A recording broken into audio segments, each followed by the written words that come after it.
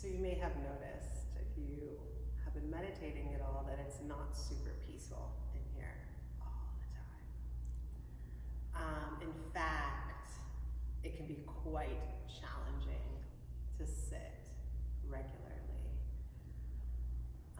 I know this very, very well. I've sat with a lot of anger, boiling anger. I've sat sweating out some pretty angry mind states. I also have sat with a lot of sadness, grief. Clinical depression would be a good way to describe it. Some of the really heavy mind states that I have sat through. Anxiety, panic, feeling like I was being attacked. Sat through that. So you never know what's going to happen when you show up to sit, especially when you're sitting for long periods of time in retreat-like conditions. You have no idea what's around the corner. Everything will come up. All of the challenging mind states, like I mentioned, the grief, the panic, the anxiety, the anger, the straight up fear, racing heart, sweating, and then also bliss, joy, which for me was just as uncomfortable. I mean, to be honest, when I'm technically depressed and I'm facing a lot of sadness and I'm grieving, I know how to work with that. I had no idea how to work with joy. I had zero idea that something was definitely wrong. And it made me anxious because it was going to change and I had no idea how long it was going to last for.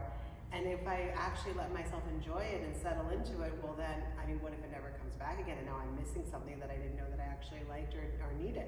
You know, I was more comfortable never experiencing joy than having it visit and leave. But here's the thing, I now know these things about myself. I know that I can sit through anything. I know that every mind state will eventually change, even when it feels like they're gonna definitely stick around forever. And this is what is incredibly powerful about this practice. This is what is so incredibly powerful about sitting still. You realize you are a warrior and that you can sit through anything, that your mind, your heart, these qualities that you thought you would be way too embarrassed to possibly face. I had no idea I was angry. If you had told me I was an angry person, I would have argued with you and said, no, I am very peaceful and calm. I've been doing yoga since I was, a child. No, I am incredibly angry. And I had to see that. I had to see that for myself, see those parts of my heart that I had spent my life distracting myself from, denying were there, see them and say, oh, this is me too. This is me too.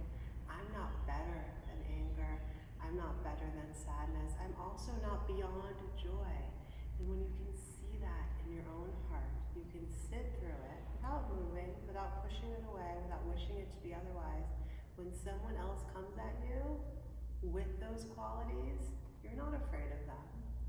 And you're not judging them. You're like, oh, me too. Brother, sister, I see you.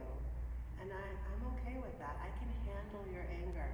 I am not gonna fix you and heal you and listen to you yell at me. No, that's something else. I'm not gonna do that, but I'm not scared of your anger. And I'll listen to you when you calm down and you settle down, and I'll help you through that.